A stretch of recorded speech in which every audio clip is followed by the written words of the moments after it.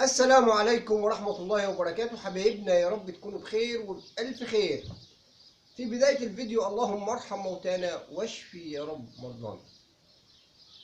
النهاردة يا اخوانا هناخدكم في عالم وجولة بسيطة في عالم السينما، آملين ان احنا نقدم معلومة بسيطة تعود بالنفع لحضراتكم.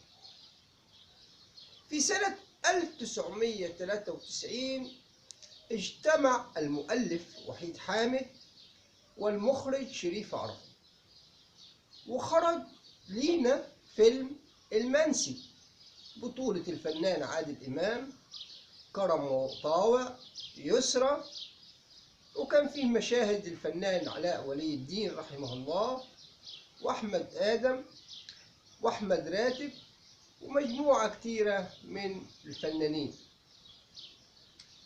للمشاهد حضراتكم للوهلة الأولى إن قصة الفيلم بتدور على رجل أعمال يهود اللي كان بيقوم بدوره كرم مطاوع، اللي بيستغل سكرتيرته في إن هو يحصل على صفقات ويحصل على أرباح. الرجل الغني اللي عايش في مجتمع من المصالح والمنفعة، أهم حاجة إن ثروته تزيد وتكبر. ولما يحاول يقدم سكرتيرته الجميلة لرجل أعمال سريع عشان يتم صفقة، بتهرب وبتقابل عامل التحويل البسيط عادل إمام اللي بيقوم بالدفاع عنها. دي فكرة الفيلم الظاهرة للمشاهد العادي. لكن حضراتكم لما يكون اسم وحيد حامد وشريف عرفة موجودين في فيلم، لازم نفكر ولازم نشوف الفيلم برؤية تانية وشكل تاني. أكيد يقصده المؤلف، وأكيد أكتر بتقصده المخرج. فكرة فيلم المنسي حضراتكم هو المواجهة ما بين الطبقات الفقيرة والطبقات الغنية، الناس المنسية، الناس المهمشة اللي بتمثل الجزء الكبير من المجتمع. المنسي رمز للشعب، رمز للبسطاء، رمز للناس الطيبين. وحضراتكم لو شاهدتوا الفيلم هتلاقوا اللون الأزرق متوفر في الفيلم، وده دليل على إن الناس المصريين البسطاء يتمتعون بالطيبة والنقاء ويتمتعون بالبساطة. اللون الأزرق رمزية للسلام، رمزية للبساطة.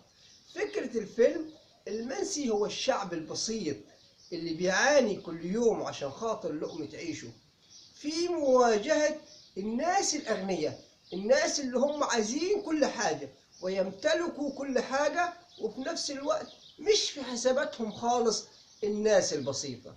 الفنانة يسرى الفتاة الجميلة دي رمزية للبلد، رمزية لمصر، رمزية للبلد. ولما يفكروا انهم يقدموها هدية او يبيعوها، يدافع عنها البسطاء، يدافع عنها المنسيين، يدافع عنها اللي بيحبوها وبجد.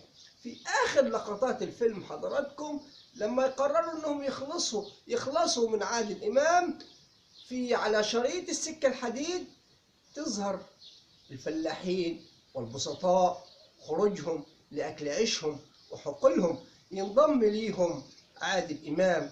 وهنا تفشل المواجهة ما بين أصحاب السلطة اللي يستولون على المال وعلى الثروات وعايزين يقطعوا الفتاة الجميلة مصر، والمواجهة ما بين الشعب البسيط، الشعب اللي هو أصلا منسي.